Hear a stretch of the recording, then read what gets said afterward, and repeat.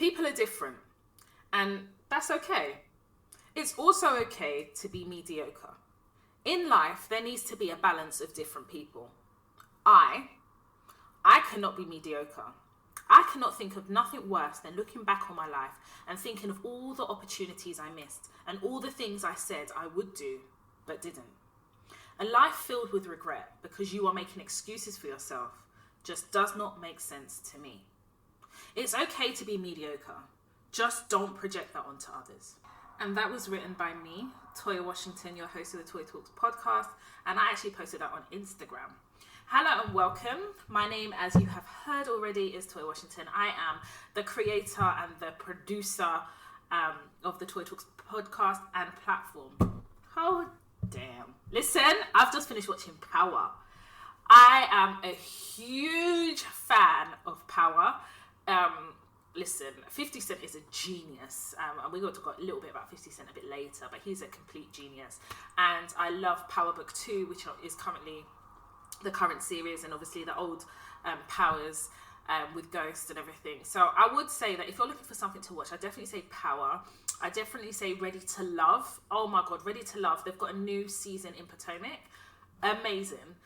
Talking and exploring Black love, but it is like I don't want to call it a game show, but it's an opportunity for 7 Black males and 7 Black females, singles, to kind of look for love and see if each other are ready for love. And I've been following the seasons anyway, and I do love it, and I love watching how things develop and how people, make clear their non-negotiables and how they pursue their non-negotiables. I find that really interesting.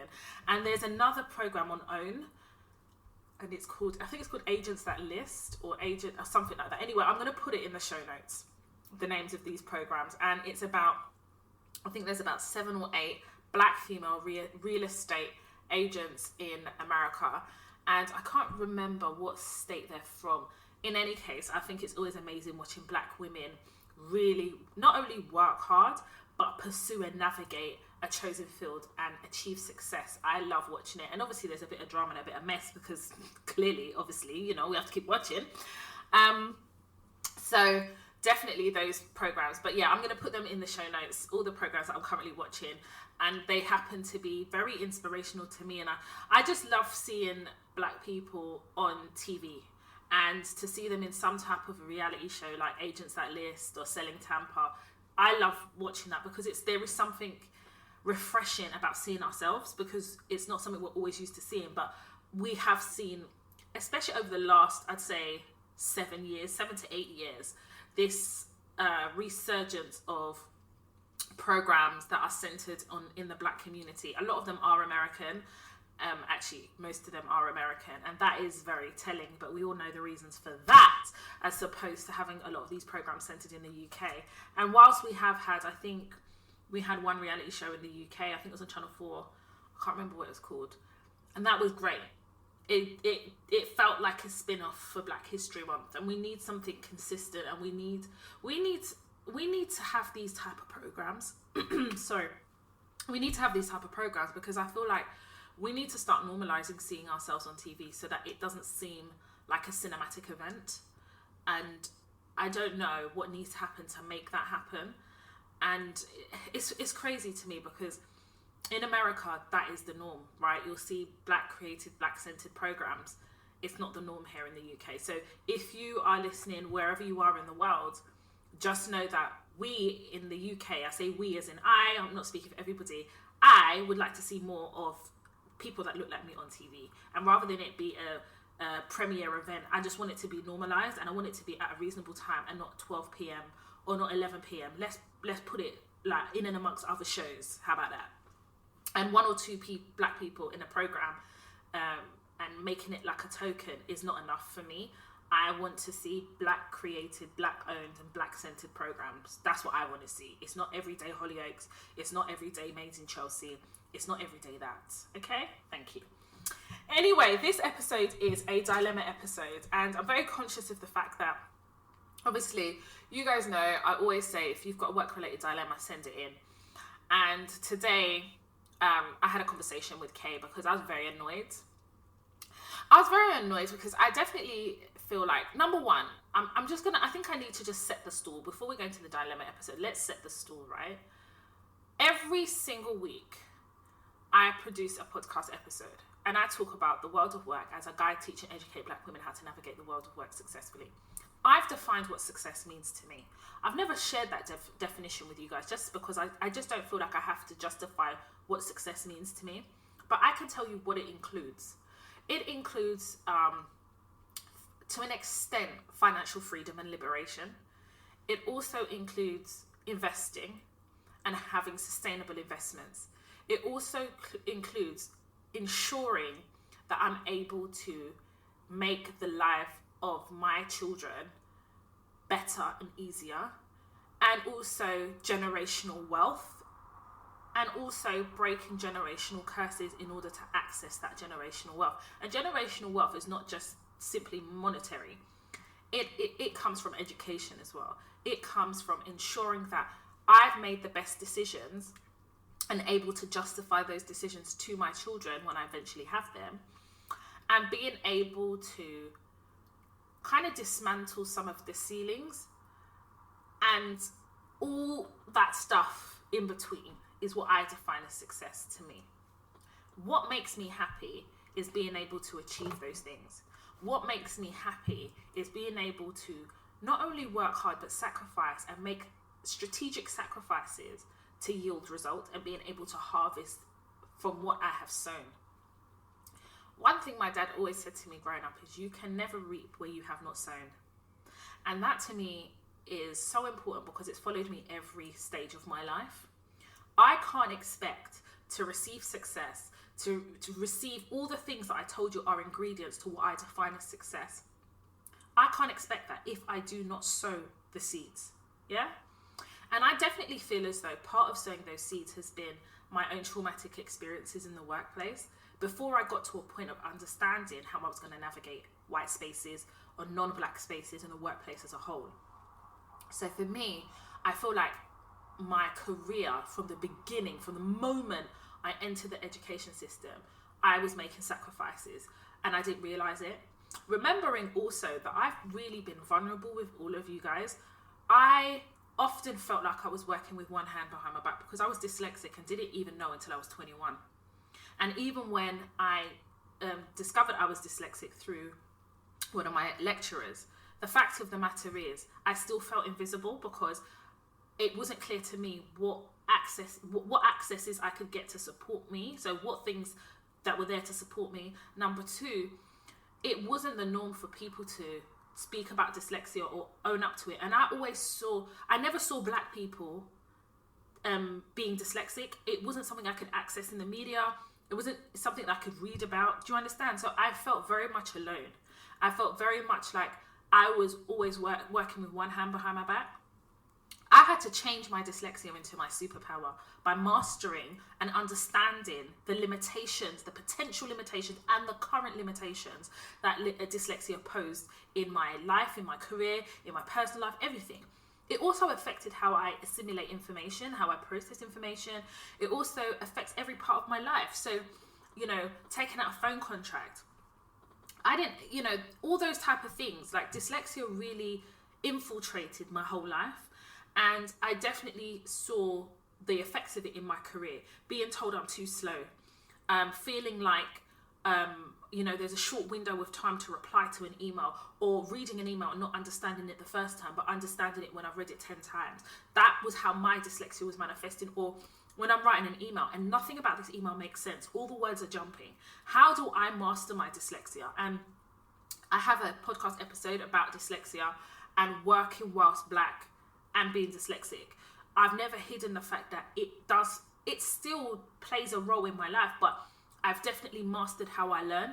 I've definitely mastered and put things in place so that I'm able to manage my dyslexia. And as life has gone on, as things have gone on, I definitely will say that for me personally, I know how bad my dyslexia was. I know where my dyslexia is now, and I've mastered it. You see, I've made the sacrifices to understand how to navigate my dyslexia, to be able to sit here every single week and be able to say, this is how I navigated work. These are the successes that it's yielded. Now, I'm not sitting here saying that I'm some type of guru. I'm not, okay? What I am is a black woman in the working world, now as a consultant, formerly as an employee. And I have worked for some of the most renowned organizations, and some organizations I've never even mentioned. But I have watched my salary and my day rate grow exponentially. I have watched my career grow exponentially. I have watched myself develop as the person that I am today. And so every week I give you guys the blueprint because, number one, I feel as though it's been a blessing. It's been a hard road, but I've gone through the pains so you don't have to. And for some of us who have already gone through the pains, but we're going through the healing and the learning process, every week I show up for you. So I'm just not one of those people. You guys know, like, I'm hard and I'm harsh. And the reason I'm harsh is because I'm not here to mollycoddle anybody. That's not why I do this. I'm not here to spoon feed no one, because that's not what it is. What it is healthy conversations about how to navigate the world of work and give you guys the tools.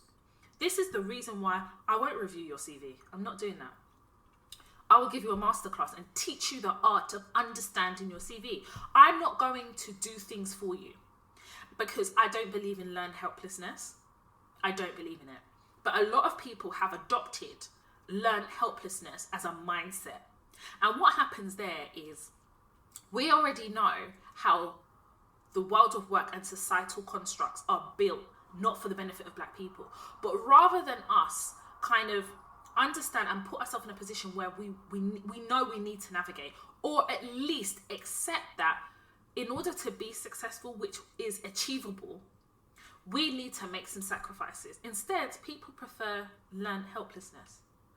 And the problem I have with learned helplessness is you expect people to help you, but you will not help yourself. And I'm not that person. If you are looking for somebody who will help you because you don't want to help yourself, Toya Talks is not the podcast or the platform for you. That's just not what it is about. Because what happened in December when I had COVID, I was unable to record. I could not record. That was like 2-3 episodes, maybe 4 episodes I could not record.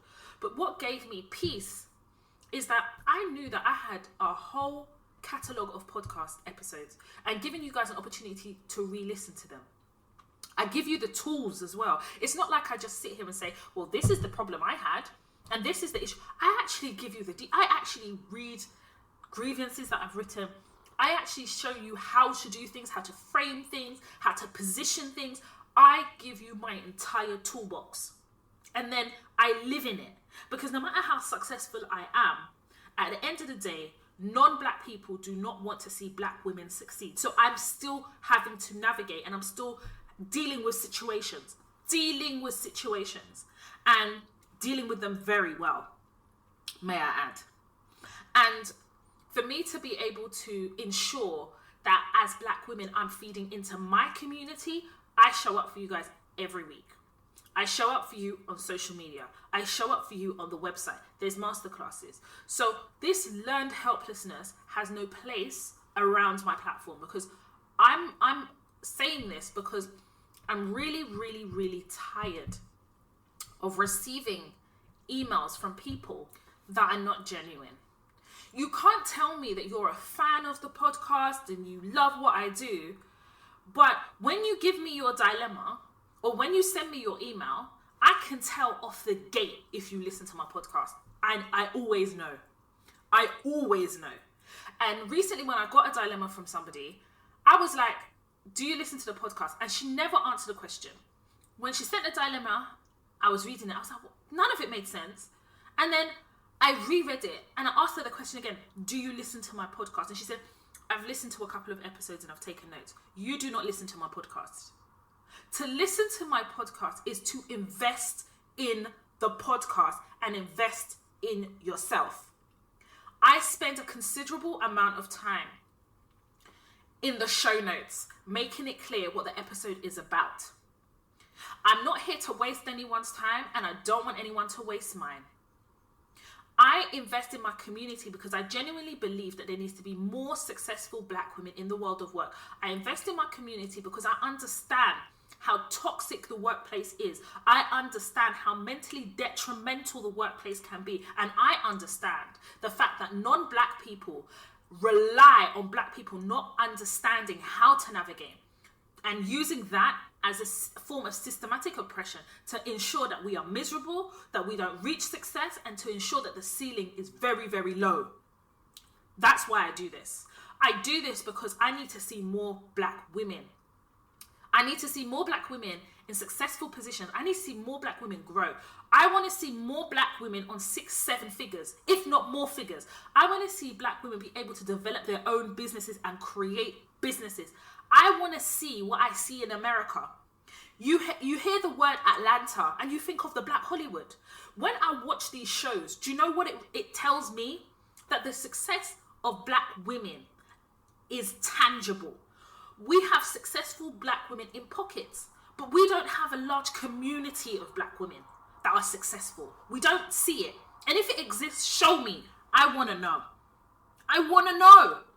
Because even take, for instance, on YouTube and content creation, we see a lot of YouTubers, black YouTubers, and we seemingly think they are successful until something happens and we realize that actually they've got outstanding invoices for almost 12 months. However, because of the systematic oppression within content creation and just society as a whole, they feel as though if they talk up, they'll be ostracized and removed off PR lists.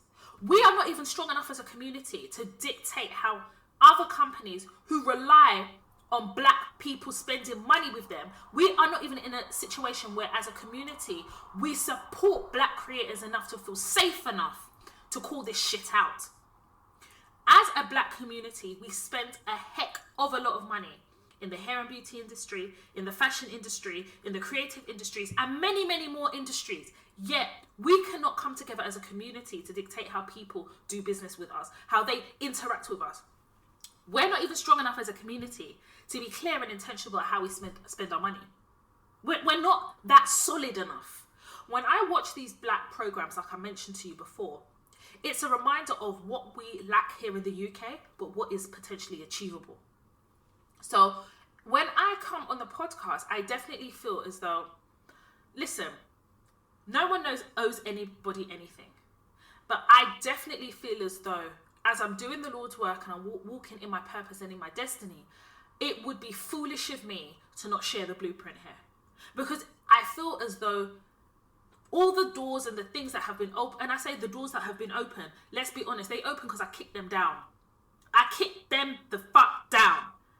Every single day, if I'm not swerving a Chad, a Graham, a Conrad, I'm swerving a Cindy, I'm swerving a Karen, I'm swerving a Caroline, I'm swerving them. And yet I'm still able to say, I am a black woman. I am a successful black woman in business and the world of work. I can actually say that. I can confidently say that. But for me to really achieve like real success, like I shouldn't say real success, but in order to achieve substantial success, it has to be by reinvesting the blueprint into my community so more of us can be successful, so that we have a community of successful black women that are willing to share and willing to be able to be vulnerable enough to share the blueprint. Not everybody is as transparent, and I understand the reasons why, and I get all of that. But why is it that it's easy for us to see in the States but not as easy to see it here in the UK? I was digressing slightly. But this young black woman, anyway, she wrote to me and I said to her, again, I asked her the question, have you listened to the podcast? She said she listened to a couple of episodes. I said, yeah, I could tell by the dilemma. I was so annoyed at how far the dilemma had gotten before she come to me, and the fact that she's been following me for a very, very, very long time. And I feel as though maybe she's just following me for vibes. And now that you've got a work-related problem, now you've started listening to the podcast. Well, you should have been listening to the podcast anyway. You should have been listening. If you are black in the workplace as a woman, you need to have my podcast on in the background. Start from the beginning. Start from the beginning. If you are a business owner, you need to listen to my podcast. Because at some point, you are going to go in white spaces to get investment. You'll be going to the bank. You may be independent investors. Yeah, Some of us, that's it. Some people create businesses and they need investment. So 9 times out of 10, they'll go to the bank. That's a white person that you're sitting in front of, a non-black person you're sitting in front of, and asking them to believe in your business. You need to listen to the podcast. Last year, Kay and I made a few investments. And as this, I keep saying this, but it's because I'm just waiting for a couple of things to happen.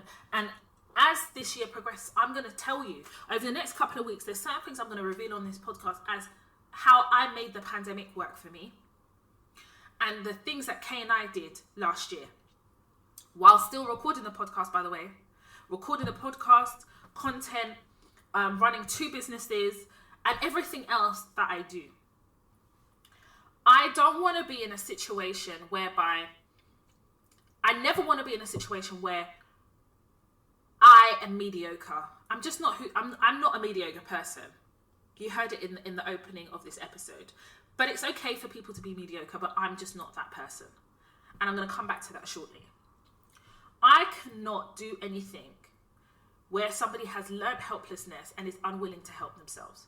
You see, society and the education system will give you crumbs, yeah? I will give you the ingredients to make a full loaf of bread. You decide what type of bread you want. Do you want the crumbs or do you want the full loaf? The ingredients I give you are the tools within each episode. There's over 100 episodes. That's over 100 episodes worth of knowledge and education to teach.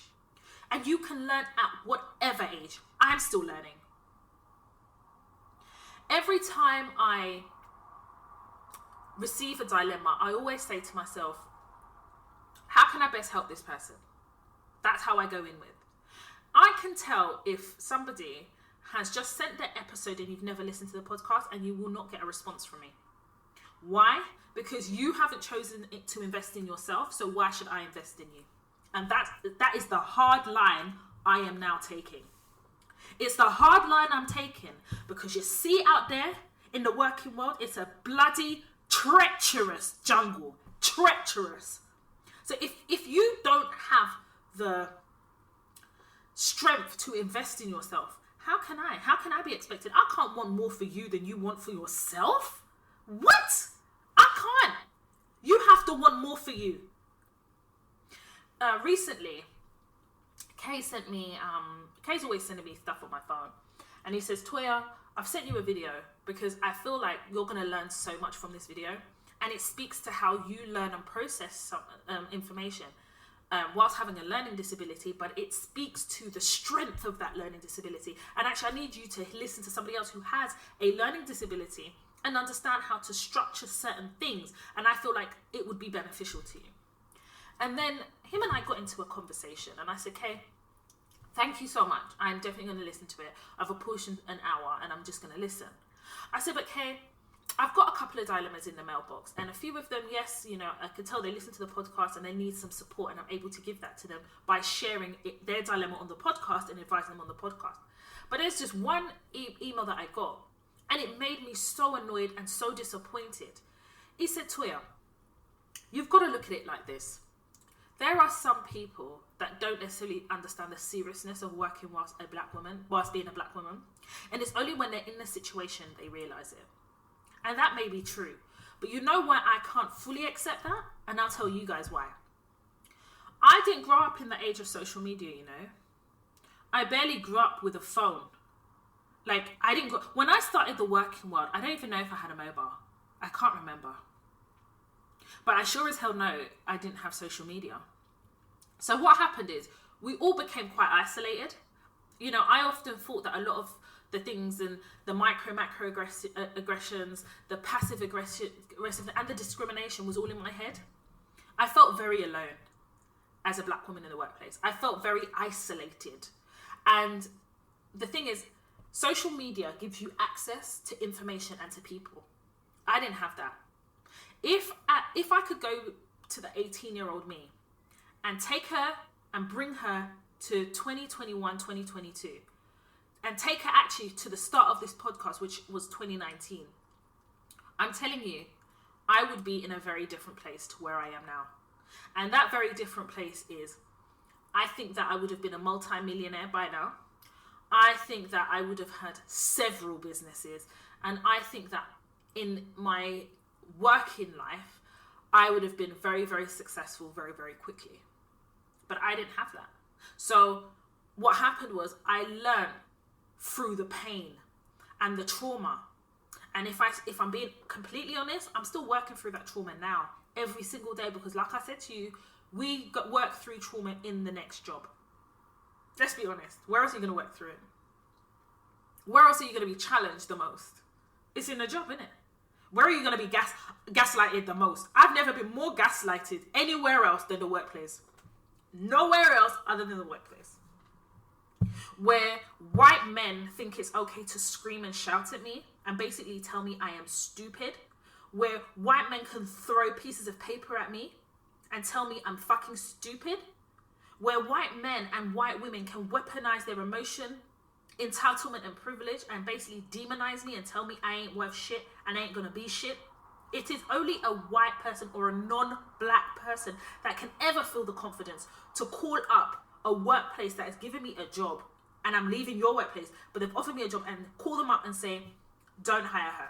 She's this, that, and the third, in an attempt to keep me at your workplace. It's only a non-black person that could ever have the courage to do that. I have never, ever had issues with,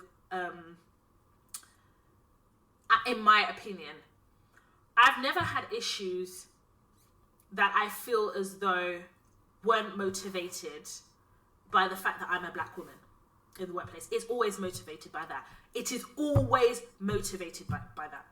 If it's not just being a woman, then it's being a black woman. But both together, I have faced the worst in the workplace. It's been horrible. My current contracts, it has been horrible. But yet I get up every week and I'll show you and teach you how I've done it. Do not ever get it twisted. I do not ever take it for granted of how difficult it is in a workplace or how lonely it can be, especially if we're not well represented and we are a representation of one. But there's an episode about it. If you are looking for workplaces that have a lot of black people, you may be looking for a long time, because I don't know what it is about non-black people that feel very threatened about having organizations or teams majority black. I don't know if they feel like there's going to be an uprising. I really don't know. So I feel like we need to get to a point of understanding where the limitations sit, within ourselves. Maybe you are not very well versed in certain areas and you need to build, but that's what the workplace is for. Your manager did not come out there parents pum-pum and just know how to navigate work. They didn't come out there understanding, oh, this is how you become an accountant. This is how people don't come out of the womb with this knowledge. They learn it, which means they're human, which means they make mistakes. We need to start seeing our work colleagues, whether you're a manager, whether you're a CEO, director, CFO, CEO, we need to start seeing these people as humans. Because when we start seeing these people as humans, we'll deal with them accordingly as humans. And the way we do that is understanding that there's no distance between us other than title. And they weaponize titles to create that distance and create that unease. A COO, CFO, director of. You're only directing a company because you've got people to direct. Let's be honest. If we all left, you're just a director of a company that is not operational because you do not have the bums on seats. Let's be real. So what I cannot do is facilitate learned helplessness. Don't message me telling me, oh, Toya, you're so amazing. We love the podcast. You're so fantastic. As your opener to manipulate me or an attempt to manipulate me when you yourself know that you've only listened to 1 or 2 podcast episodes. Because I will know. And like I said, I will not invest my time to answer your dilemma if you do not invest the time in yourself to learn and acquire the tools to be able to navigate the world of work. You have to listen to the podcast. I'm so sorry. Now, it's different if you're new to the platform. Yeah, if you're new to the platform, I'm not expecting you to know everything or I'm expecting you to listen to the podcast though, because you need to do your due diligence on me. You need to make sure that I'm able to give you what you need to support you in the world of work. You need to do your due diligence on me. If somebody told me that, oh my God, okay, like them cryptocurrency people that slide into the DMs and at you everywhere. Oh, we are, CFX or FX traders, all of this shit. You're not going to just give your money to them. Even if you're interested in that field, what you're going to do? You're going to do your research. Use the podcast as research. How has Toya done this? How do I feel about the advice she gives? How do I feel about how she navigates? Don't just take it from hearsay. Listen to the podcast. People that have been to my live events, go and talk to them. Most importantly, follow my platforms. Do your due diligence and listen to that. Due diligence is listening to the things I say, how I say them, how I've used them. And the reason why I'm doing this is for the benefit of my community. Because let me be real, I know I have the knowledge. I'm benefiting. Believe me, I'm benefiting. And I'm sharing it with you. But yet, some of you, listen, there is no rule book of how to do things. Okay? I make mistakes. But there is a foundation. And it's the podcast and the platform. This is the foundation. And the tools is you building on that foundation. And every so often, you may have to go back to an episode. I'm going to tell you, some of the most successful people that have reached back out to me have re-listened to episodes. There are people in South Africa, Dubai, Uganda, Nigeria, Ghana, so many countries all over the world that listen to the podcast. And they are able to use the teachings as tools to navigate the world of work successfully. Do you know how many people have reached into my emails and says, Toya, I've been able to relocate because of your podcast. Toya, I've seen 3 or 4 times more salary in the same job because I was able to negotiate, and I bought your negotiation masterclass.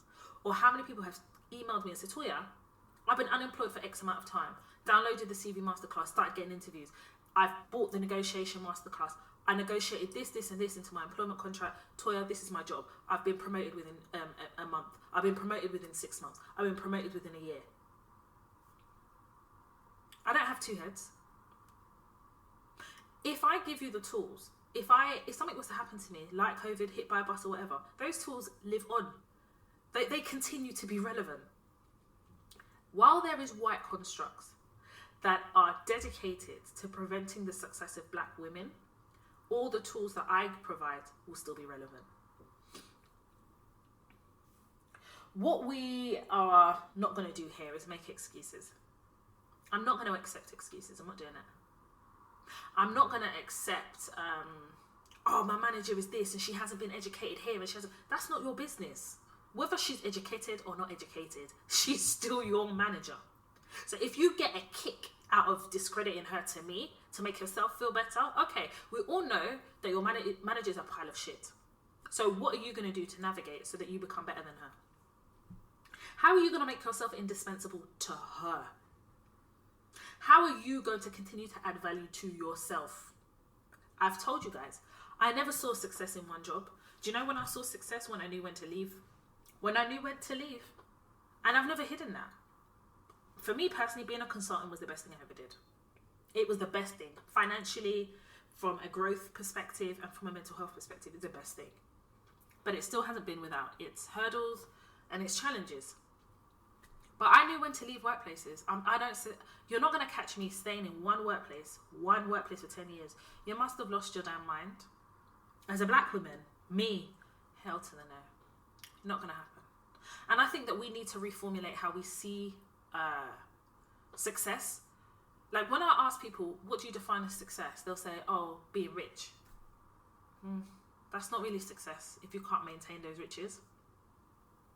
What are your career goals? I just want to be a senior. I want to be a manager. That's not a goal. That's an aspiration. That's not a goal.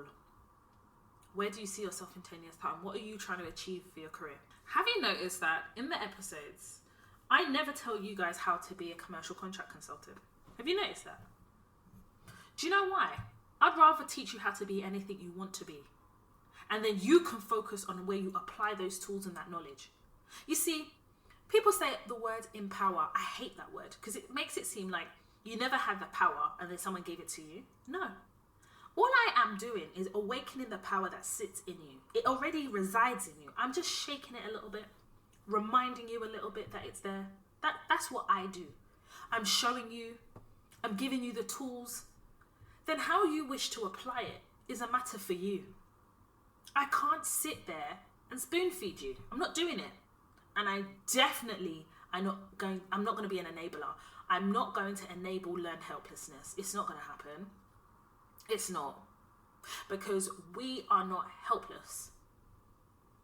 We have to be in a situation where we invest in ourselves. Otherwise, no one's going to do it. How can you come to me with a dilemma? And you've come to me with this dilemma and it's now at its worst stage. You come to me with it. Okay, let's assume you knew about the Toya Talks podcast. You've come to me with it. So what have you been doing for the last, how many Tuesdays for the last 2 years? What have you been doing? How is it that listen, let me tell you something that you guys don't know. Do you know that white people listen to my podcast? Oh yeah, they listen. Do you know how many of them come into my DMs and said, everything that you have said in XY podcast episode is the truth? Do you know how many of them have adopted certain things to navigate using their privilege as well? Oh yeah. Do you know how many men listen to my podcast episode? Black men. I have quite a lot. Because black men also realise that the things that are specific for black women are specific for black women. But there's things they can learn and pick and use for themselves, whilst always also using the privilege and proximity to masculinity to get what they need and get what they want. So what more black women when you and I are fully centered in each episode? If that isn't a recipe for success, if that isn't a recipe to transcend and break down generational curses, I don't know what is. I live by what I teach. I don't just come here and say, do this, do this. Do you know how easy it would be for me to open a clubhouse room and say, do A, B, C, D, E, F, G? But it wouldn't stop there. Because when you reach a hurdle, are you going to expect me to have a clubhouse room for each hurdle? No, it's not going to happen. I would rather pour here all my mistakes, all my experiences, all my successes, all the tools, all the bumps, I'd rather pour it here. So that when you're then defining what your success is and you're doing X, Y, Z and you reach a hurdle, you'll say, oh my God, Toya had an episode called You Cannot Put Black Women in a Corner. Let me go and listen to that one. Let me look at these show notes. Ooh, this is relevant to me. Briefcase Bandicoot. I can listen to that one. If you can't invest in yourself, if you refuse to safeguard yourself, you will find yourself always having a dilemma. Because you see, in that workplace, no manager owes you shit, whether the manager looks like you or not. They don't owe you crap. It is far too easy for some of these senior people to come in a workplace and tell you you ain't shit, to keep you in your role, keep you oppressed, and keep you subservient to them. It's too easy. It's too easy for organizations to make your job and your work life hell just for kicks. Just for kicks. It's too easy for them to rely on our ignorance of certain things. It's too easy. Some of these HR people haven't even read their own policies. They haven't updated it in 10 years. And yet, you don't know how to use those things to frame. Do you remember that episode? How you frame, it's about framing. I've read grievances that I have written. How I structured it, why I structured it like this, how I framed it. And you can't take that as an example to do your own. But you want me to write one for you. That's not going to happen. I can tell you right now, that is never going to happen. Why? Because I do not facilitate learned helplessness. Why? Because I've already given you the blueprint. Why? Because black women, we can, will, and should attain success, depending on how we define success and the direction that we want to pursue in the achievement of that success. So, if you like, and it's purely your choice, if you want to continue with learned helplessness, then that's up to you, because only you can save yourself. That's a choice. So before we get to the dilemmas, I'm going to use this opportunity to ask you your why. Why? Why do you want to work hard? Why do you work hard? What are you doing this for? What are you trying to achieve? Why? The reason why. Because once you know the reason why, that is your motivation and that's your drive. And don't get it twisted. You don't always have motivation and drive 365 days a year. I sure as hell don't. Because believe me, depression is real. Mental health is real. But when we get down to the why, when people start trying to poke holes in your aspirations and your sacrifices, that why is the reason why you are able to then challenge people who challenge you for making those sacrifices. When you know what your why is, when you are being challenged in the workplace, when you are unfairly treated or you are mistreated, your why is what's going to keep you motivated to seek out the information you need to safeguard yourself, to protect yourself in the workplace. Knowing what your why is knowing the reason. If you do not know the reason, then you still have some work to do.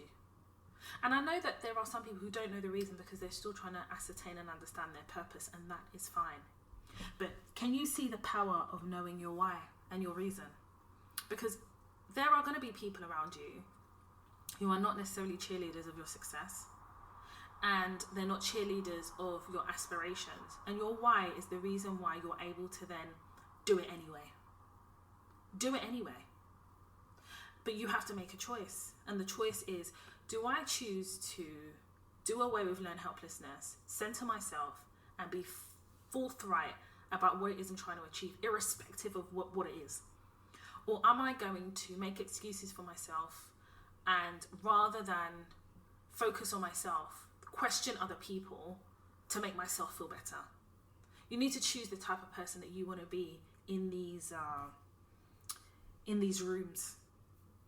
You need to be able to project manage your aspirations. You need to be in a position to understand that you may not always have the tools, but you have to get to a point of being able and being strong enough to seek out the tools that you need to be able to elevate you. Because no one's just going to give it to you. As a black woman, we know already that, number one, for them to see us is even hard. To expect anything is probably, if that happens, great. But we can't rely on those things. So now I'm going to move on to the dilemmas. And it was important that I delivered the first half of this episode. I don't know, I'm also prompted to just really speak on it. And equally as well, some of the dilemmas in the mailbox are very reflective of obviously where we are in society and the things that continue happening in the workplace.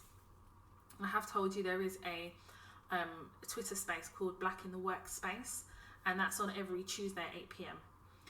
And it's a space that has been created by Claude, and the handle of the Queen that does it as well is called Reggie Yates. Again, I'll leave that information in the summary box. And basically, it's an opportunity for people to share their work experiences and really kind of leave themselves bare, because I feel like there's so much that happens in the workplace. Sometimes people just want to offload. And it's just as simple as that. People are not necessarily looking for the tools, they just want to offload. And it's a great space because you get to hear other people who look like us in similar situations or the same. And I was obviously in the room last week, and I did kind of mention the podcast and mention a couple of things and touched on a few things. And I genuinely do think that for some people, it's not about, they're not at the space or in the mindset to kind of look for the solution, or it's not even a solution really, but look for the tools to aid them. Some people just need to be able, for their own mental well-being and mental health, just be able to share. So if that is what you're looking for, and if that is what you need, I definitely would recommend Black in the Workspace on Twitter. I'll put, like I said, the information in the summary box of this episode, and it's 8 p.m. every Tuesday, Black in the Workspace. Now moving on to your dilemmas. So this dilemma is entitled, Please Help, the Directors Are Bullying Me and Nitpicking on Everything. So this young black queen, she sent me a DM on Instagram about her dilemma. Now, as soon as she did that, I knew that she didn't listen to the Toya Talks podcast. I knew it 100%, because you know that, and I've said it repeatedly, I do not accept dilemmas via DMs. It's not possible. But I get so many DMs, it will get lost in those DMs. I will not necessarily know to go back to it, and Instagram DMs are not easy to manage. So I have an assistant that manages my mailbox and will put it into a folder and send me a message and say, Toya, you've got some dilemmas, make sure you look in the folder. And she puts them in date order. So when you kind of, number one, don't listen to the podcast already, by sending me the DM, that tells me you don't listen to it. Yeah? So that to me was a flag. Secondly, I think that it's inconsiderate to think that it would be acceptable to send a dilemma via DMs. It's unacceptable, okay? Like, and also as well, it doesn't afford you the opportunity to really tell me what the issue is in the dilemma. And also, you're not getting the time, I think, that you deserve in me reviewing the dilemma and being able to answer it on a podcast. You're not affording me the opportunity to fully ask you like questions if I need to before the next episode. So it's not just my benefit, it's for your benefit too. So already we know that she doesn't listen to the podcast. And what she's done is she sent me notes of a meeting that took place on the 19th of January, which was a catch-up review. And what she's basically said in here is that it's end of your 2nd month probationary period. So my assumption is it's a 3-month probation, and the assumption was confirmed because she said it in the DMs. So what she's done is she's given me the notes that she effectively took during that probation review. So if it's your 2nd month probation review, the assumption is also you had a first month probation review. This is your 2nd month, and then the 3rd month, if it, in her case, is a 3-month probation, it would be confirmation of whether you've passed or you've extended. Yeah? So I'm going to read the headings of her notes, and then I'm going to read some of the information in the headings, because I'm not reading everything, because as I started reading the beginning bit, it made no sense to me, and then I reread it and I thought, okay, I get this. These are your shorthand notes. So she has management feedback, too robotic, work and task prioritization, unnecessary additional systems, outstanding slips or docs release area, pace of learning, time management, and quality of correspondence. So when she, under the heading too robotic, the notes that she has provided me as feedback from her probationary meeting is constantly reliant on your own to-do list without the degree of flexibility required in a day-to-day office environment, considering your position and requirements of the role. Now, under there was one bit that was really interesting where they said about bringing food to the table.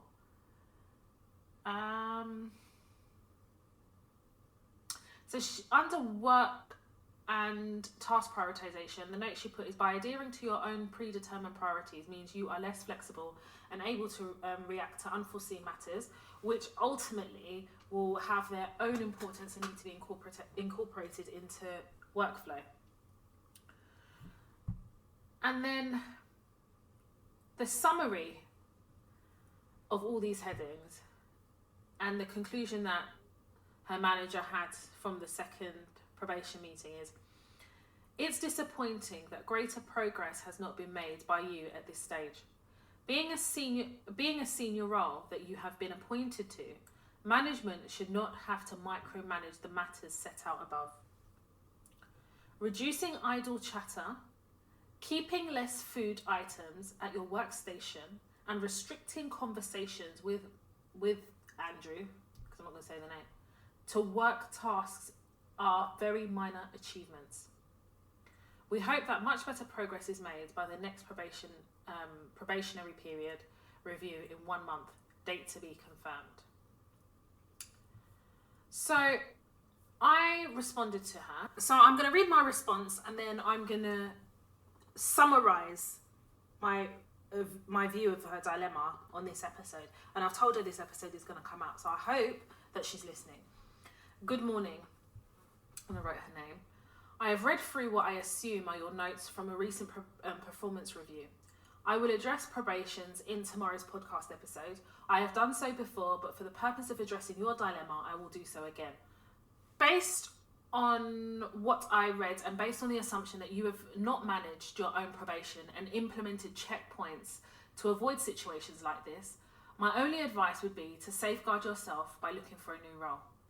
Through this process, they have effectively put you on notice that you are underperforming, and they have and can extend your probation or terminate your contract as a result of not passing your probation.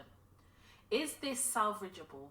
Honestly, based on what I've read alone, I'm not sure, but your chances do not look good at all. They have suggested improvement areas, and you will have to evidence that you have implemented them. But the power dynamic has shifted, and this means whether you pass or not is in the hands of your employer or manager. From what you have written below, you have not demonstrated bullying to me, and I doubt that you have raised this during the performance review. If you are being bullied, you will have to evidence this by having collated examples via your burn folder, which, based on your email and DMs, and only recently listened to a few episodes, I assume you have not. Therefore, the allegation of bullying will not hold weight unless you can evidence a pattern and have an audit trail to prove it. I hope that helps. So, I'm going to be really clear on this episode. And I'm going to caveat this by saying, I know that it is well overdue to have a probation masterclass. And I am literally recording and editing it as we talk. It will be released in February. February starts tomorrow. So in the next couple of weeks, you are going to have a probation masterclass, as well as a brand new masterclass as well. So if I just take some of the things that she's pointed out here, I do also want you guys to bear in mind that there is reference to progress since the last meeting. So remember, I told you there must have been a first meeting because they're on the second. And she wrote under there, notes from that meeting is that they feel that she needs to reduce idle chatter with other members of staff, keep less food and drinks on your desk workstation, successful prioritization work before December departure, and only stick to work matters in conversations with Andrew, for example, a colleague. So she's managed this all wrong because she hasn't managed this at all. When you go into an organisation and you're told that you're on probation, even if that's a 2-week probation, you need to set the objectives week 1. Week 1, you need to set the objectives. And the essence of that is you are now taking control of the direction of your probation. Because a lot of these businesses and organisations, what they do is, some of them, when they want to set you up to get rid of you, they won't set any objections. In fact, they will tell you that your shit smells of roses out of the sweetest rose bush. But when you go to probation meeting, that's when they tell you that your work is shit. All this while, they didn't remember to tell you your work was shit. All this while, they didn't say anything that was constructive to the development of passing your probation. So, for me personally, my manager is not the key to my success. And that is a podcast episode. Very first 3 episodes, your manager is not the key to your success. You are. If you've decided that you're going to be a perm employee, and you've decided that you're going to enter an organisation knowing that they have a probation period, you need to ask yourself how you're going to get through that probation period and pass. Now, I think it's very petty that an organisation within the first month of your probation will tell you that you need to keep less food and drink at your desk. How do these people not know that you don't have kind of like some type of a condition that requires you to eat food regularly, small portions of food regularly and frequently? How is it that we are now diminishing a probation period down to even referencing in a probation review about food and drink at your desk? Can you imagine? So these people are not actually policing how you work, because I say policing here because this document reads as though the feedback is policing. How can you say that somebody is too robotic in the way they behave, constantly relying on your own to-do list? I'm really sorry. I don't know anybody who doesn't have some form of a to-do list. I sold them as part of a collaboration on the Dreams and Purpose and Toya Talks stationery. You need a to-do list. But my question to this queen is, why does your line manager know that you're relying on a to-do list? You must have had that conversation. You gave her that information. Because my boss can't tell you whether I've got a to-do list on or not. I have several to-do lists. But my boss doesn't need to know that information. She just needs to know I'm delivering. She needs to know that I am the blower of my own trumpet. She needs to know that I get shit done.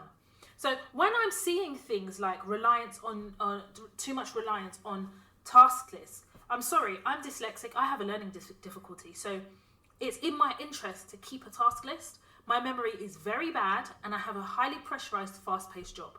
So why would I tell anybody? This queen has started this all wrong. All wrong.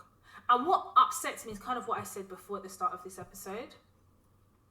You can't come and have a whole plethora, a catalogue of podcast episodes, and you haven't even listened to one of them, and you're coming to me with this. I'm sorry. I'm really sorry. You need to start looking for a new job. The only reason why they're keeping you and telling you the next meeting is they're probably writing your job description for the job advert they're going to send out. Because I don't see how you can recover this. They made their decision about you during your first probation meeting, because everything that I've read that happened on the 19th, your notes that you've taken, is it builds on all the things from your first probation meeting, where you reference here that they made reference to reduce idle chit chat with other members of staff, keep less food and drinks at your desk, prioritization, telling you who to speak to, only stick to work matter conversations. What's your colleague Andrew been saying to them? I'm telling you now that you are the architect of what's happened here. I'm so sorry. No, I'm not sorry, because I need to give it to you straight, no chaser, darling, because no one ever did that for me. And had people given it to me straight in my early 20s, I'm telling you I would have made a lot less mistakes. I'm not here to paint a rosy picture of your dilemma that doesn't exist. There's no roses here. It's just tumbleweed. I've got to be honest with you. When you had your first probation meeting, that's when you should have engaged in the Toya Talks podcast. Because at that point, I could have told you how to at least try and attempt to save this. Because you would have had another opportunity through the second probation to see the direction your probation is going in. Had you contacted me during the first one, by the second one, by the time I would have advised you how to manage things, by the second one, we would be able to test if it's working. And therefore, there would have been a more balanced probability of passing your probation. Right as it sounds now, based on what I've read, from what you've written, you're not passing that probation. And let me just be clear. Any organisation that extends your probation is basically ensuring that you're keeping the seat warm for the next person who is going to replace you. Do you hear me? If your probation is extended, I'm sending out an SOS. Start looking for another job. It is the most uncomfortable situation to be in when a company extends your probation.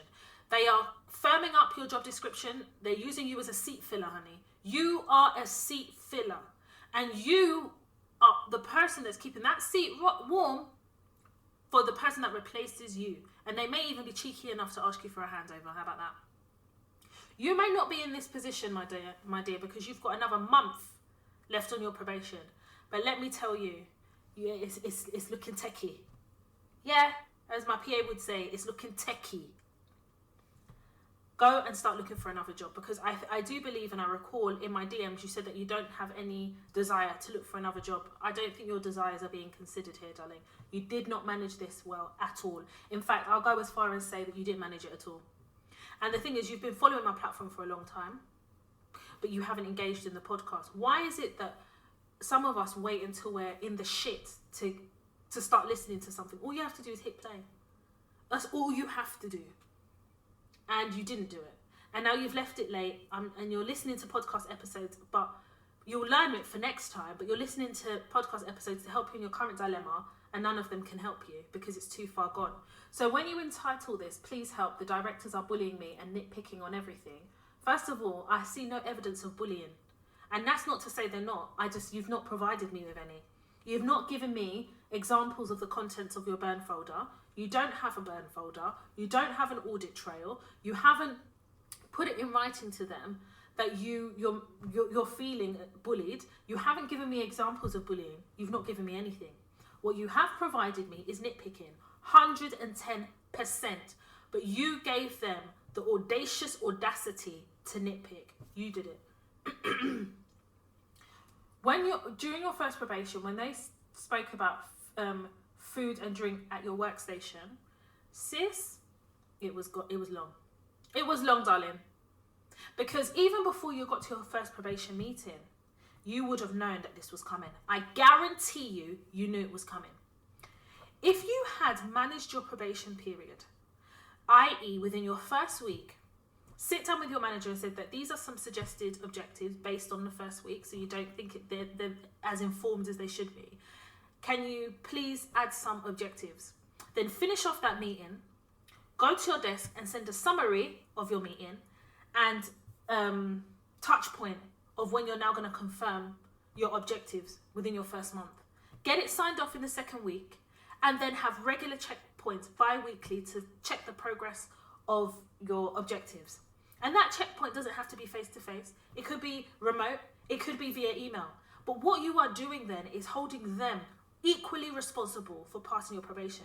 You're also giving them the opportunity to address any issues with you about performance before you get to the probation. So that by the time you get to the probation, if they raise issue that they hadn't done before, you're able to say, actually, I challenged this because of X, Y, Z. This is the feedback you gave me. In our checkpoint, you did not mention this. You confirmed the feedback in an email. Please find summary attached. You don't have any of those things because you have not project managed your career in this role, and you have not project managed your probation period. So are they nitpicking on everything? Yes. Because you gave them the license. You gave them an unfettered license. You gave them an unfettered access to be able to talk about your notes or your to-do list. Are you kidding me? Are you kidding me? But all this information is what you gave them. And what they've done is they've wrapped it in some bullshit and they're serving it up as dinner. This is called dinner. And darling, I don't want you to be served up as the dessert. So please, I'm imploring you, encouraging you, praying, start looking for a new job. I personally, I don't know how to salvage this. It's too far gone. Because you've already had your second probation meeting. There's one remaining. And I'm guaranteeing you that if you were to make something formal, they'll just manage you out. In fact, the way they'll manage you out is you just won't pass your probation. And they've got enough evidence to prove that there was a category of situations and they gave you room for improvement that you did not accept, or at least did not exercise. And therefore, getting rid of you has been purely because of performance. Because I'm telling you, when they're getting ready to get rid of you, they're not going to say in the letter to you to terminating your employment or extending your probation about the food and drink. No, they use that to pieces you in a meeting to teach you a lesson, to let you know that they are willing to go to the depths of pettiness so that they make sure you don't pass your probation. And they've wrapped it up in this shit. So I'm sorry, my dear. If you want to pass your probation, you need to listen to the podcast. You have to. I'm sorry. You're navigating white spaces. In white spaces, you don't see people that look like us. So why ever do you think that you can just walk in, hello, here I am, employee, hi. It doesn't work like that. You literally have to manage them from the gate. From the minute they give you an offer letter, you're getting a window into an organization. How they process everything, how quick they onboard you is a window to how the organization operates. Week 1, observation. Week 1, objectives. Week 2, agree objectives. Week 3, checkpoint. Bi-weekly checkpoint. That is how you manage your probation. And when I do the masterclass, I'm going to give you the blueprint of what I use. The blueprint. At that point, if you can't use that, I can't help you. Remember what we spoke about earlier about learned helplessness? I am not engaging in the promotion of learned helplessness.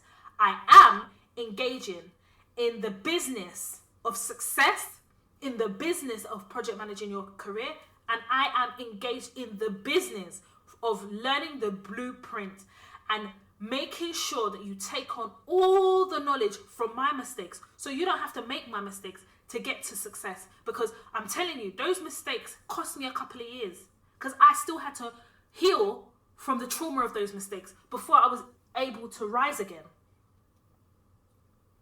What you cannot do in an organization on probation is not understand the impact of a probation.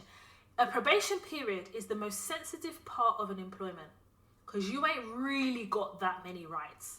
They will have in a contract, in good employment contracts, they will have employment right, they will have probation period, and they will be clear. You have passed your probation only when we confirm in writing. Listen, only when we perform in writing. So not the lip service your boss gives you. It's when they confirm it in writing.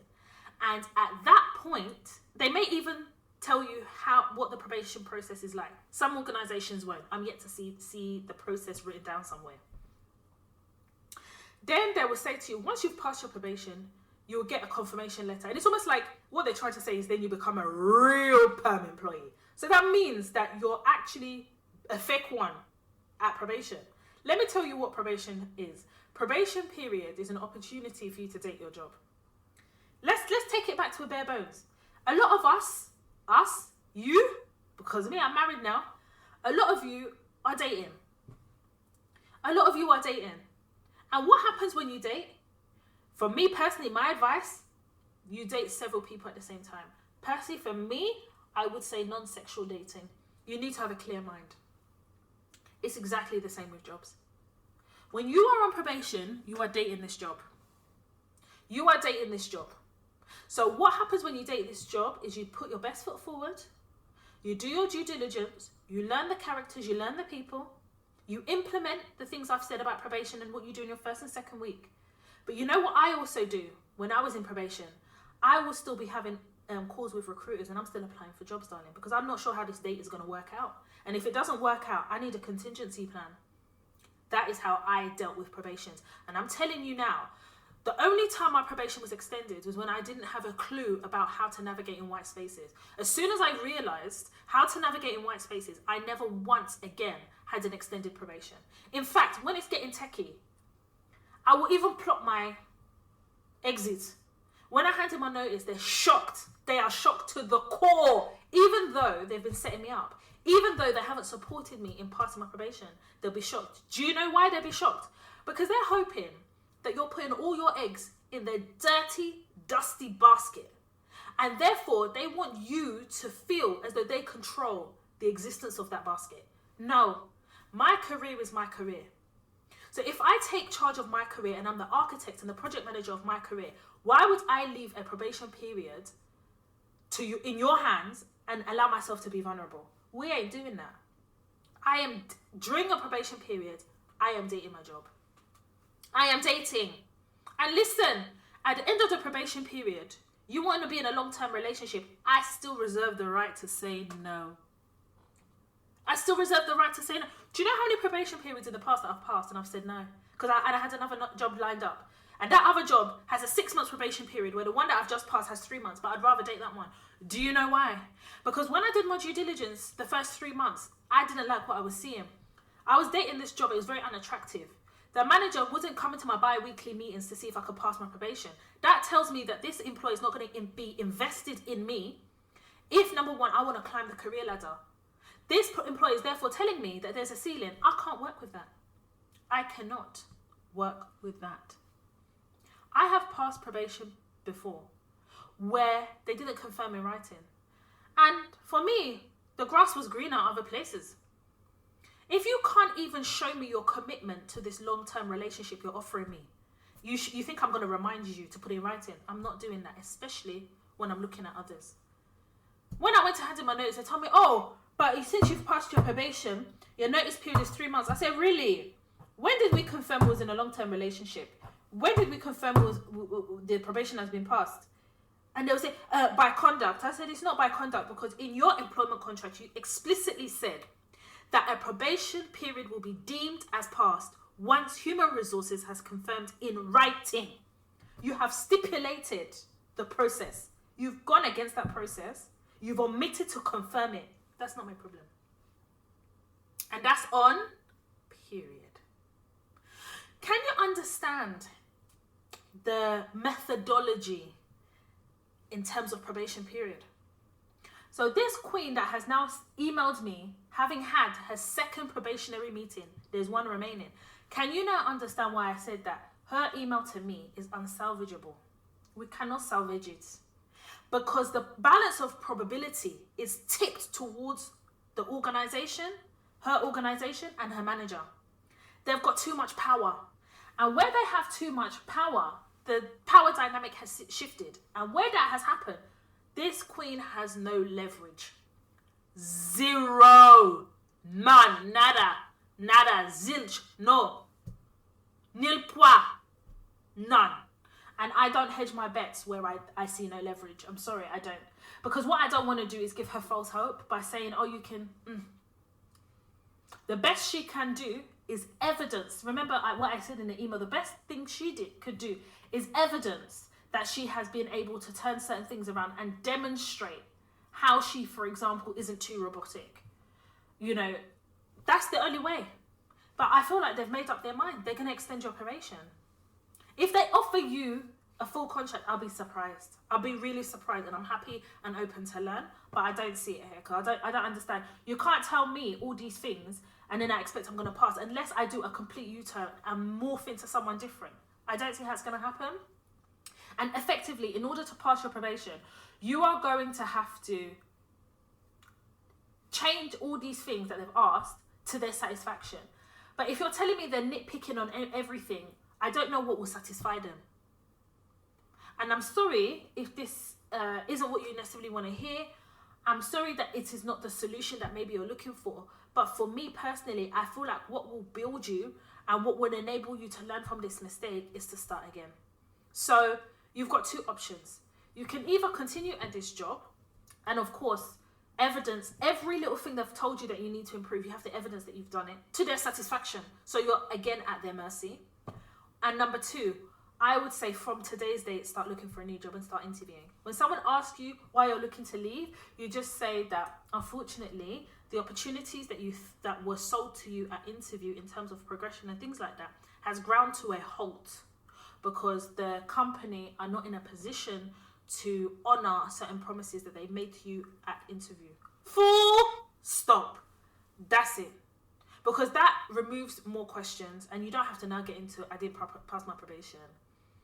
And if by any chance you don't listen and you go ahead with this and they extend your probation, you again, hopefully you'll re-listen to this episode, because I said if they extend your probation, you're a seat filler and you are keeping the seat warm for your replacement as they firm up the job description and start doing interview process as you sit in the job. That's what extending probation is. Either way, it's not a safe position to be in.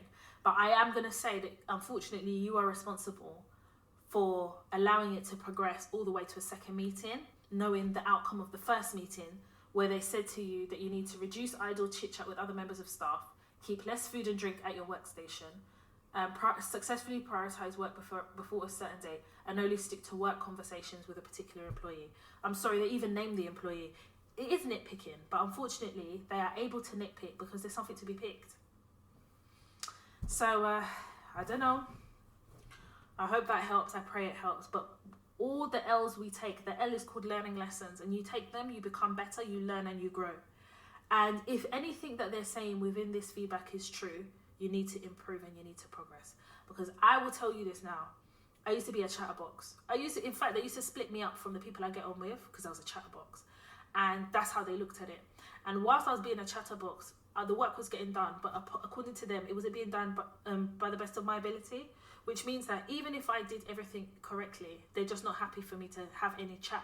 You know, they're always policing us because they fear that there's going to be some type of uprising if too many black people get on. They're mad. So what I am saying to you, as from a growth perspective, there are a few things in here that you know in yourself is true. You know it within yourself. Whether good or bad, you know. And you need to take it on board so that you can be better, so that even if you are a chatterbox, maybe you just don't do it around them or you don't make it as obvious.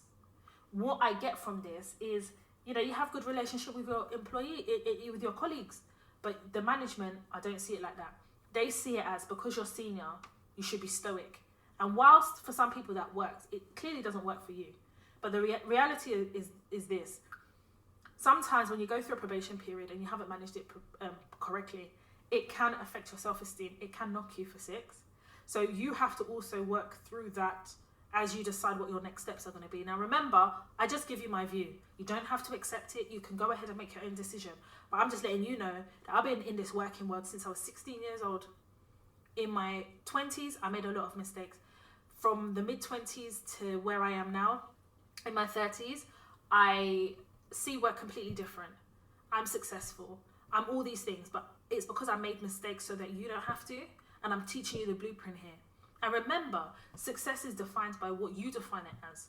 And equally as well, you have to sometimes make mistakes to learn from them. And this is your learning lesson. Moving on to the next dilemma, and it's just entitled Dilemma. Dear Toya, I'm currently employed as a teacher. I've been in my role for 6 months at a new school. I met a fellow Nigerian senior teacher who has been attempting to manipulate and bully me. I'll give some examples. As soon as she met me some weeks, she's been asking me to buy her African food near my home. Oh no. She has recently been lying regarding tasks that I need to complete. I tried to speak to her, stating I was unhappy to carry out some tasks, and she said to me, I'm not a team player. I explained I'm happy to help, however, it is unfair to make such statements. Prior to this, I made a simple mistake at work. She found out and told me I did not do a good job, and she would have to find a way not to implicate me. Do you know what that word implicate means? Wow. The task was minute and not something that anyone would be penalised for. Moving forward, I finally spoke to my manager and said I'm very unhappy and how my colleague has been behaving, and gave many examples. My manager was very shocked and said she would speak to her.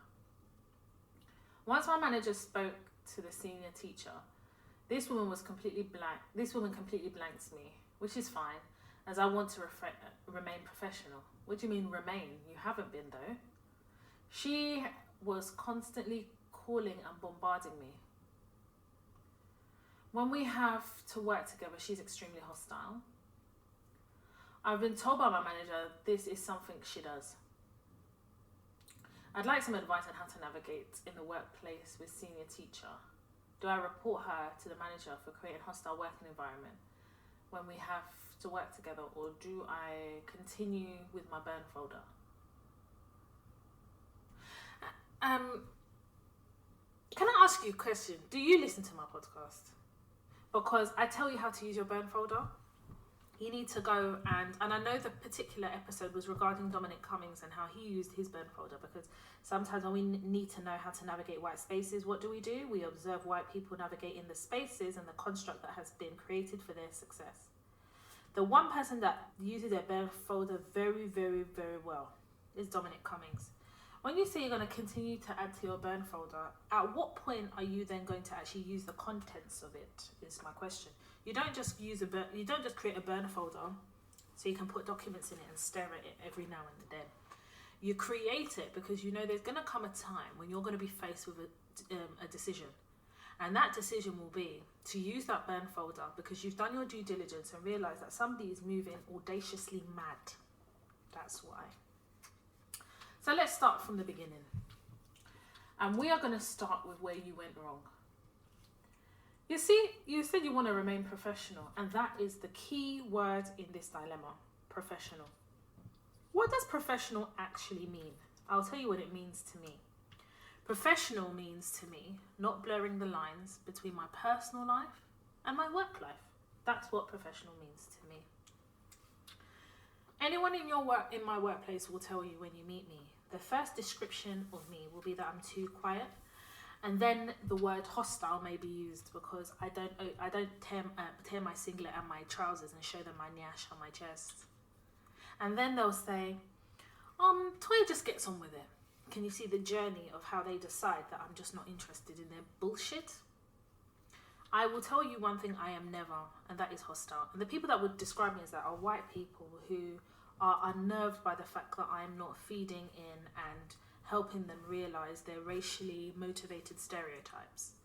Black people, on the other hand, will say that I am, what you see is what you get. I'm very direct and I just concentrate on my job.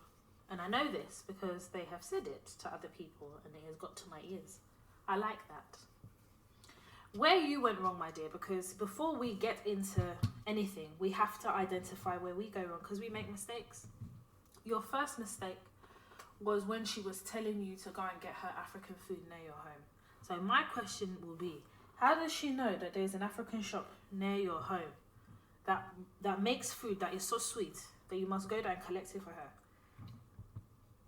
Are you house help or what's that? When you blurred the lines and you allowed this, and I say allowed loosely, you gave her the opportunity to feel comfortable enough to blur the lines in the workspace. No way, ever, no way. Will I ever go and get you anything near my house? In fact, I'm not your friend. I'm your colleague.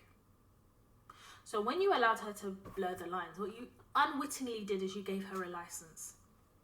And it was a license to continue to take undue advantage. That's the first. I keep saying, do you listen to this podcast, darling? Because I don't think you do. Or at least you listen to a couple, but you're not fully committed to all of it.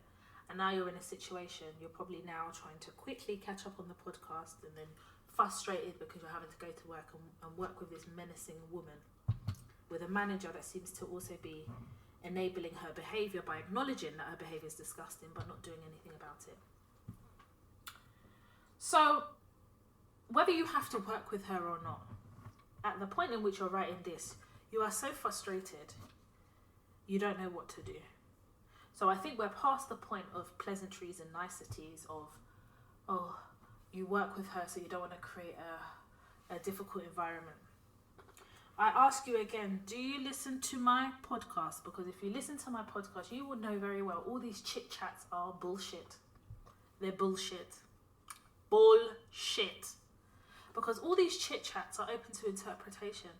There is no audit trail. Have you put this in writing? So every time you had this chit chat with the manager, did you follow up with an email summarising your conversation, then putting that in the burn folder?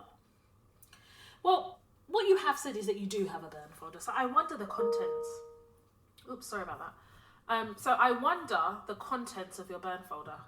I'm curious to know what's in there. Because what I don't understand is how you can have a burn folder and yet...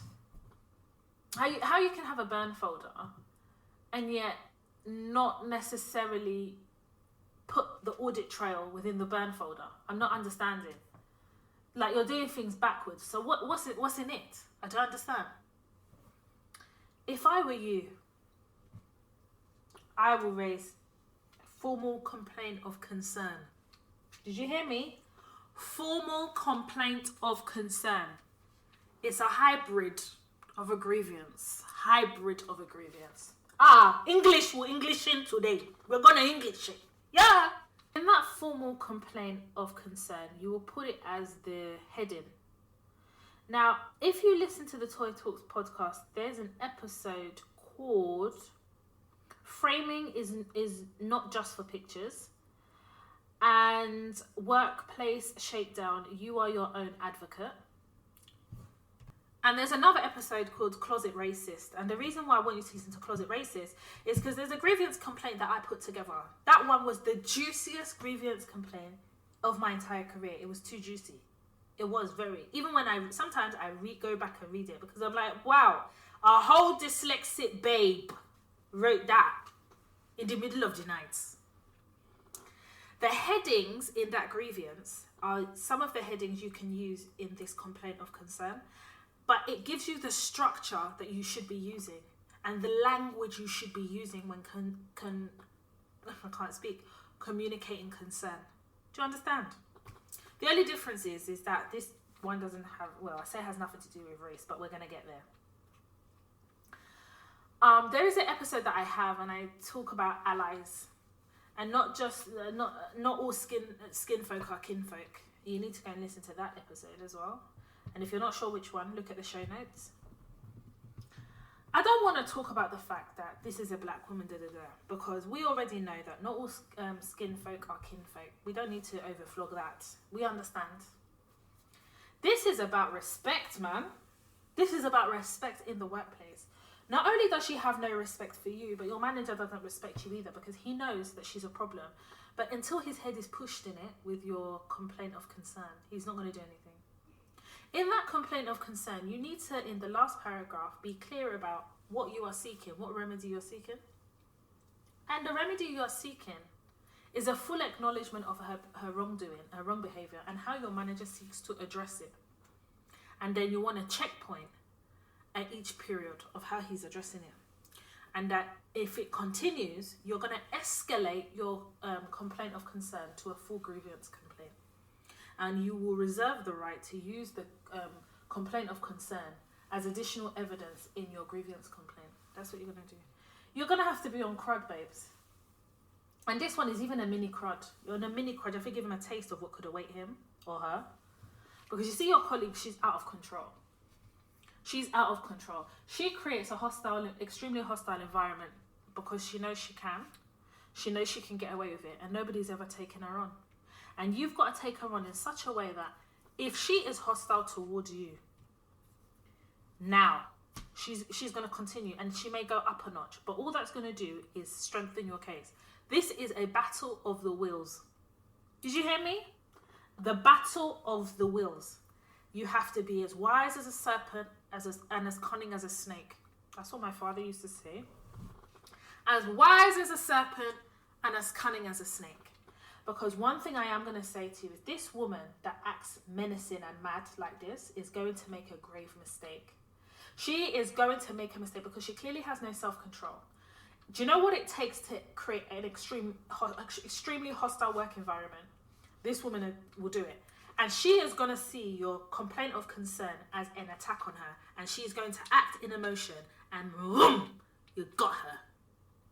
Because by the time you take a grievance out, the manager will have to deal with her on a formal process. That complaint of concern is putting them on notice of what is to come if they do not address this. So I suggest, as I always say to you, whatever you put in writing, you remove the emotion out of it. I am shocked, emotion, remove it. I am upset, emotion, you remove it. If this has weighed on my mental health, that's not emotion, that's fact. Her behavior has made me extremely uncomfortable. Fact. I cried on the train all the way home. Remove it, that is emotion. When I got home, I spoke to my neighbor and I cried. Emotion. Do you understand what I'm saying here? Stick to the facts. Keep it clear and succinct. We don't need more than a page and a half. This is not an autobiography. A page and a half maximum. And it needs to be via email. We need an audit trail, sis, because I don't think that you have been robust enough in creating it. And then I need you to start picking out some examples of some of the behavior that has made you uncomfortable and created an extremely hostile work environment from your burn folder. Let's start exercising the burn folder and attach it. Please, you see me, I will say please find attached. I don't even tell you what's attached. When you open it, surprise, you'll see what is attached. What I'm attaching is evidence of the madness that you consistently ignore. And I'm just letting you know that I have a catalogue of evidence and I'm willing to use it at any moment. That's why I'm on crud. You have to also have a shift in mindset. And I say shift in mindset is because I've always said it, I've said it in previous episodes, when you raise any concern, however big or small, you are a moving target. But I put it to you as black women, we are always moving targets, so it's a position that is not new to me. It is called the battle of the wills and you have to hold your nerve because you have a superpower. Your superpowers is that you're a black woman. Your superpower is that you have Burn Folder and your superpower is that you have the Toya Talks podcast. Wow, triple threat. That is how I would advise you. As I always say, the decision is yours, it's up to you. But if you want to improve your situation, you have to advocate for yourself. There's an episode on that, and I even referenced it here as an episode that you need to go and listen to. I'm really hoping that my advice helps, or at least give clarity to the situation that you're in from somebody, me, who is not in that situation, and therefore you wear the shoe so you know where it hurts. So you have to make a decision whether you continue to wear the shoe or you loosen the shoelaces or you take the whole shoe off and throw it away. It's up to you. My next dilemma, and she has entitled Madness in the Workplace. Hi Toya, thank you for everything that you do for us and thank you for always committing to doing the podcast. I can't imagine my life without it. Firstly, Toya, I want to say that before your podcast, I had no clue of how to navigate the world of work. In fact, I was just existing in it, not really understanding why I was getting it so wrong, internalizing a lot of the issues that I had and making so many mistakes. Some of them are quite embarrassing now. As I look back and think to myself, if I had Toya Talks podcast earlier, maybe I could have avoided these things. Anyway, not to dwell, I have the podcast now. I want to share something with you, or at least I want to celebrate something with you. I had a 6 month probationary period, and as I've heard previously in podcast episodes, I set my objectives. To end the long story short, everything was going well until everything was going well until my second to the last probation meeting, where out of nowhere I was told that I was underperforming. Up until this point, everything was great, but I could see how they treat other members of staff, and I'd heard about the situation that happened to the person I replaced. So immediately, day one, I opened the burn folder. I've been packing that burn folder. I had to open a second burn folder, specifically for some of the senior managers who I know enjoy making people's life hell. Anyway, I responded to my performance review in relation to my probation period. And having had the probation meeting, I summarized everything. Toya, I ripped them to pieces. Everything they said about me, I challenged. And what did I do? I used the contents of my burn folder. You see, as Toya would say, these people are mad. They forget what they say, and they think that I will forget. But no, I have a burn folder. That burn folder always remembers because it burns all the lies and keeps all the truth. I'm dead. I'm actually dead. To end the long story short, sorry to repeat myself, and apologies if this is going on too long. On my last probation meeting, they said to me, how do I think it has gone? I said, well, I've left that to you to decide. I've sent you various emails asking you about my objectives and how I can pass my probation, yet all emails have been ignored. When I did a summary of the email, attaching my evidence, that was ignored too. I have taken external advice, and therefore I would like you to advise me on my probation. Have I passed? They said that they're still making a decision and they'll come back to me. Toya, I already got offered a new job, but I thought, let me see how far their madness can go. Anyway, they said to me, after a week, they would like to offer me a full contract. So basically, the one I have is not a full one. The one I have is not a full contract. I'm on probation. It was like a slick reminder that I've been on probation all this time. Well, I know I have because it's been 6 months. So yeah, I responded with my resignation letter. My resignation letter effectively said that I will not be extending my probation, and as per my employment contract, I'm giving them notice of 1 week. Toya, I received 4 emails in 1 day from my manager, a manager who had ignored my email about my probation period before. She said that we should talk about it and I shouldn't be too hasty. Toya, I responded and said, this will be my last date, and she put the date on there. Thank you so much for the opportunity, and thank you for teaching me how to manage my probation period. Unfortunately, my probation period is an opportunity to also see if an organization fits with me. This organization does not fit because they do not give us the adequate information to enable us to pass our probation. And in my case, I did not know even at the last minute whether I had passed. Toya, they're not getting any handover, and nobody can convince me otherwise because I have been handing over myself to the new job. Toya, what would I have done without your podcast? Because at every opportunity, I ask myself, what would Toya do? And I would go and re-listen to an episode or listen to a new one I may not have heard before. I wouldn't be able to be where I am now or have done this and found the confidence to do this had it not been for your platform. I have purchased every single masterclass, and I'm telling you this now. You are amazing. Thank you for everything that you have done, and I owe my career to you. Thank you. Whew.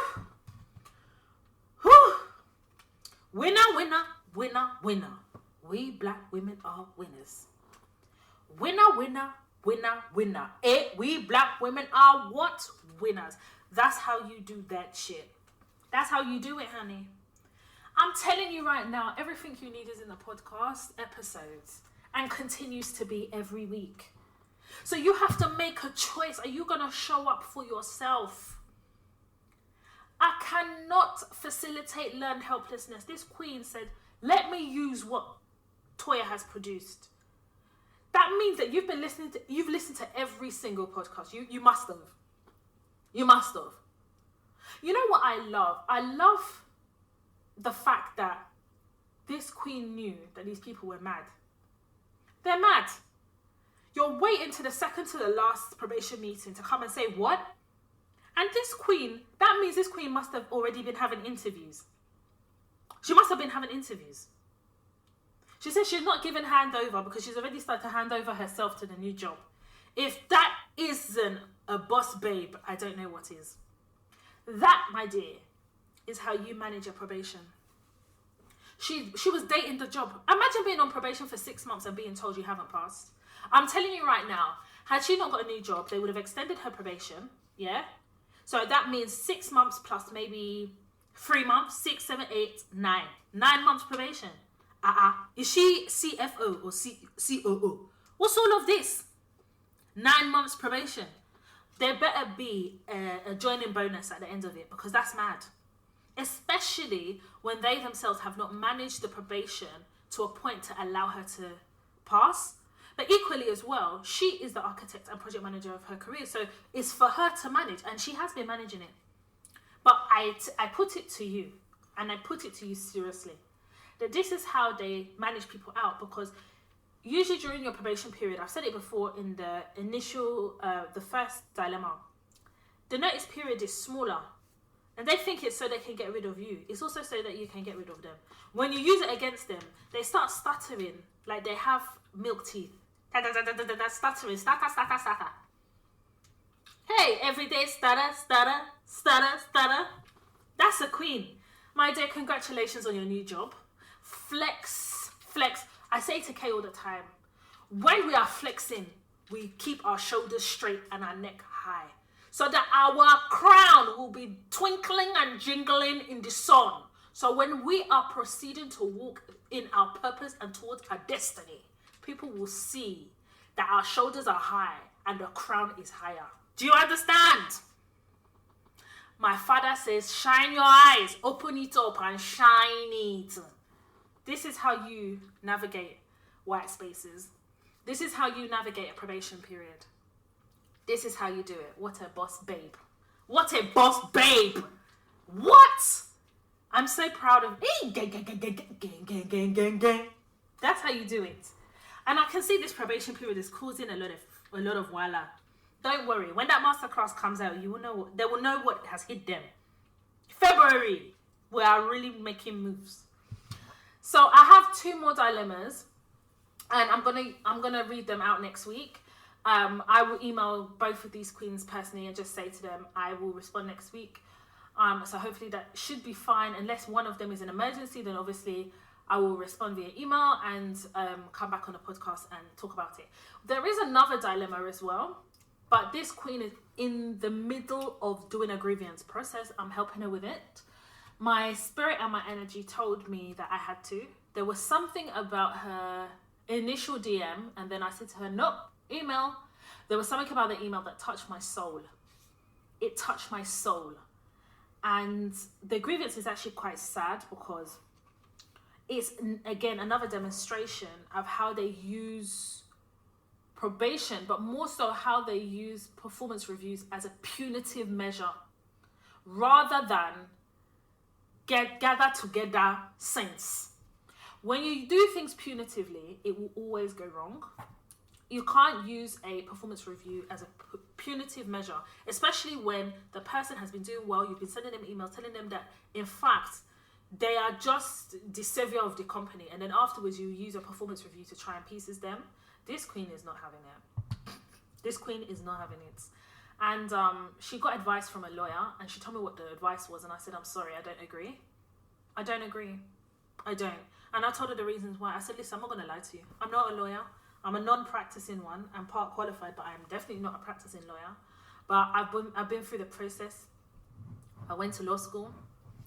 I did 6 months of my training contract. I decided I didn't want to be a lawyer. But I'm going to tell you right now, this advice is a bullshit. Sorry.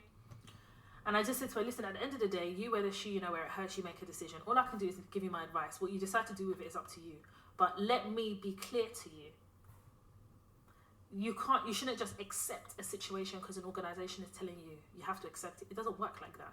Especially when they've gone around the back door to do stuff. We're not going to do that.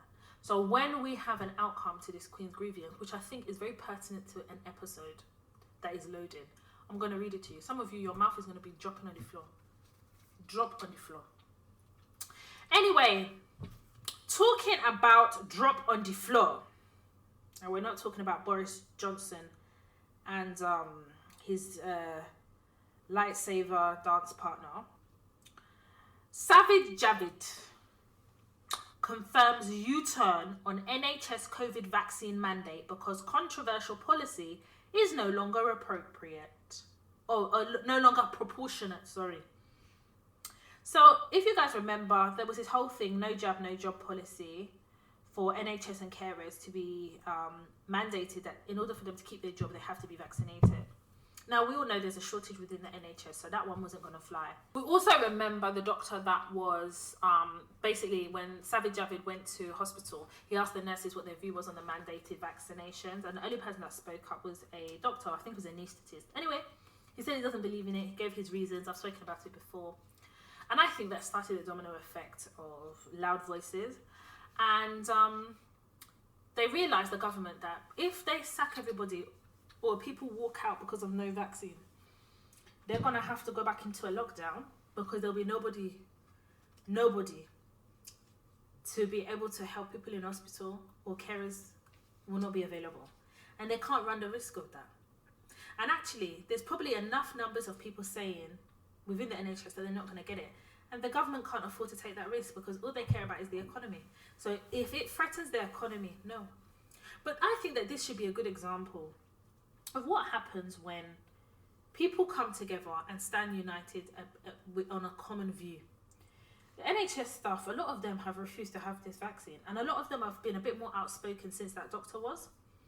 And I think the realisation that there's strength in numbers in regards to this, you should have the free autonomy to decide whether you want to be vaccinated. I've always said that. I've never judged anybody in my circle for being vaccinated. I don't judge you. The only question I ask is, did you make an informed decision? And what swayed you? What was it? Because me, I'm learning. And I want to add to my own knowledge bank. But when you tell somebody it's mandated, if you don't get it, you're going to lose your job. Do you know what you're actually saying? You're going to NHS workers to tell them that. They will leave. Somebody will hire them. They've got skills. They've got skills that are needed, heavily needed in this country. And you don't have enough people to fill the posts. So that was a stupid mandate. But then I instantly felt sorry for people who genuinely didn't believe in the vaccine and didn't want it and felt so forced that they went to have it. And I know of a few people who are genuinely upset and against it, but felt they had no choice. And to be in a position where you feel like you have no choice is horrible. Like, it's a decision between whether you're going to feed your family or not, and that must have been horrible. But then what about those people who did feel forced and now there's a U-turn? They must be very raging.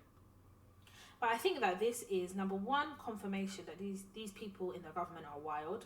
But two, that when people come together with a common interest, with one voice, you can really change the game. And this is where I stand with my fellow Black Queens. When we come together in community to have these discussions every week on the Toya Talks podcast, when we develop the skills, when we develop the tools to be able to navigate the world of work, and we come together in understanding how we're going to do it, there's no way that we cannot be successful in senior positions, earning 6 figures, 7 figures, and really doing what needs to be done and being represented and being able to see ourselves, not a few, but see ourselves in numbers in senior positions and just in organizations in general. I definitely feel as though this is a U-turn, definitely, but this is a change in tide in terms of how people are allowing themselves to be dictated to by a government that is in such disarray. I swear to God, when I know there's going to be madness, is if Boris Johnson combs his hair, we're all going to shit. If that man finds a comb and combs his hair and comes correct, we are all going, something is happening. This man doesn't have 9 lives. I don't understand. After this Partygate, after all this stuff, breaking lockdown rules, the fact that Boris is still the Prime Minister of the United Kingdom, the only reason that comes to mind is that nobody wants the COVID to be their legacy. It is Boris Johnson's legacy, and they want him to bathe in it. When they feel as though he is fully immersed in COVID, whereby somebody can come and now be a superhero, that's when they will relieve Boris Johnson of his duties. Until that time, they're willing for him to literally stand on the hill of shame when it comes to COVID. But it's a sad time when there is now a U-turn on a mandate that they have pressured and forced down people's necks. Forced down. I know that there are people in my DMs that were even saying to me that they have their own regrets. People come in the DMs having different views, but I definitely felt like with the NHS staff, a lot of the NHS staff who came into my DMs personally and was talking about their situation and experiences, it's the idea that the limitation of free will, that's what it was. And I definitely feel it for them, because for me personally, being able to have free will is being able to have the freedom and autonomy of choice. And when you're being told a particular sector has no choice, you're then putting your life in the hands of people that can't even adhere to their own lockdown or pandemic restrictions. It's a very scary place to be. Very scary. Anyway, Queens, I'm going to leave it there. Thank you for listening to this Dilemma episode, and thank you for committing to this episode and to the Toya Talks podcast and a platform. I appreciate you guys so much. I also appreciate all your feedback on the stationery. I've sold out, by the way. I have no more on my website, and I don't know if Dreams and Purpose have, but if they do, it's only a couple. I definitely know that. There has been a lot of calls for us to do another collaboration, restock certain things, and you guys know I don't really drop the same thing twice. However, even Dreams and Purpose is also whispering in my ear, saying that we need to get back to the lab. I say, well, I don't know about that, baby. But we'll see. Keep your eyes peeled, please. Peeled and peeled and peeled. We'll see. We will see. Also as well, I want to encourage you to listen to previous episodes if you haven't before. If you are an avid listener of the Toya Talks podcast, listen, there is no harm in re-listening to episodes. We're on this journey together, right? And I've committed to teaching, educating, and giving you the tools to navigate the world of work successfully. That's what I've committed to. I hope that in finding your why, you're also committed to this journey as well. There are so many people that don't know that the Toya Talks podcast exists. Can you please share this podcast? Share the episodes, share some of your favorite episodes, share the podcast and platform alike. Because until Toya Talks podcast and platform is a household name, the job isn't done. Because if the job ain't done, that means we still have queens that are suffering in the workplace, unaware that there's a safe space here that can give them the tools to be able to navigate and understand how to use the system and the constructs that are pitted against us to their own benefit. And I believe that we are duty bound as a community to share this podcast, because I'm telling you, there's certain things that our queens are going through. It'll make your stomach turn, honestly. The idea of feeling so isolated and alone and not know the Toya Talks podcast and platform exists really, really troubles me. And I'm going to continue to deliver. I'm going to continue to deliver as much as I can. And as we go into February, expect two new masterclasses. And also as well, remember as well, I'm going to be scheduling a remote masterclass on employment contracts. There's limited tickets. Once they're gone, they are gone. So I suggest you keep your eyes peeled. And the only way you're going to be able to do that is, number one, listening to the podcast, but also my social media. I'm very active on Instagram, Toya_Washington. And of course, I have my Twitter handle, Toya_W. Of course, we have Snapchat, Toya Washington, all one word. We have the Toya Talks Instagram page, Toya_Talks. And of course, I'm on TikTok, Toya Washington, all one word. And on TikTok, I'm going to also be uploading, like quick tips on the workplace, like quick tips, stuff that I've already shared on the podcast, but they're little tips, So make sure you have a look on TikTok. I uploaded one and then I took it down because I wasn't happy with the editing. So I'm going to re-upload it. Also as well, you guys know that I have my YouTube channel, At Home with Toya. And over the next couple of weeks, it's going to be getting juicy. I'm so excited. Sorry, it's just gonna get juicy. So make sure, if you haven't already subscribed to my YouTube channel, At Home with Toya, I'll put the link in the show notes as well. Make sure you go and have a watch of that. And yeah, I'm gonna obviously see you guys again next week for a brand new episode.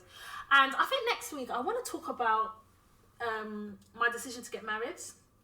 And I want to talk a couple of things that I think that you guys will benefit from, learning lessons and the concept of marriage being a business as well, because people don't really talk about that. They do love and wanting to. That's only part of it. But people don't talk about the business side of getting married. It's a business. I'm a businesswoman. I was a businesswoman before, but now this one is different type of business. Do you understand? You are coming together and becoming a union, but you're also unifying your bank accounts. Let's just have that discussion. Whilst people are talking about who's going to pay for what meal, which I can't even believe that people still have that discussion, we need to also talk about the unification of money, assets, the business side of marriage, and also when considering who you're going to get married to, some of the things that I feel like are really important that you need to consider, but also as well the road to marriage. Because remember, I got married during a lockdown. So it was already peak because people were breaking up. It was not healthy to see your partner 365 days of the year. I'm sorry, 24 hours a day. Hell, we have really seen things. So we're going to have a chat. We're going to talk. There's a couple of things we're going to be revealing. We're going to have a conversation. And I want to have that conversation. It's going to be funny, lighthearted as usual. But equally, I just want to change the tone slightly because I definitely feel as though the last few episodes have been quite heavy because of the content. And sometimes it has to be, right? Because we're really dealing with real life as Black women in the workplace. But equally as well, there is another aspect because we're not just working harder for fun. Some of us do want to get married, and it's perfectly okay if you're not interested in getting married, because for a long time, I didn't want to get married either. But let's have that conversation next week. And yeah, I'm going to see you guys next week. Make sure, please, if you listen to this podcast episode or just listen to the podcast on Spotify, please rate our podcast on Spotify. I have a look at the ratings every so often. If you listen to the podcast on Apple Podcasts, please rate and review. It does help me out, and it does help prospective listeners out who have never heard of the podcast or are new to the podcast and therefore want to see some reviews. So that really helps me out. And yeah, I'm going to see you guys next week for a brand new episode. My name is Toya Washington, and you have been listening to the Toya Talks podcast.